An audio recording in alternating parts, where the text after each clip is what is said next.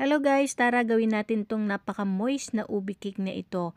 Bago ang lahat, i-preheat mo muna yung oven nyo, and then dito meron tayong isang can na evaporated milk, nilagyan natin ng vinegar, and then set aside mo muna. At pagkatapos nga po, ilagay na natin lahat ng dry ingredients, sama-sama lang yan. At pag nasip na natin, ilagay naman natin o isunod lahat ng wet ingredients. Ganyan lang guys, kasimple, napakadali lang na tong gawin.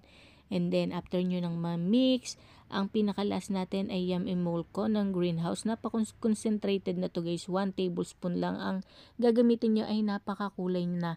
Kung wala naman kayong yam emulco, ay pwede kayong gumamit ng ubi powder and then other ibang brand na liquid flavoring. Lalagay natin sa comment section yung full recipe.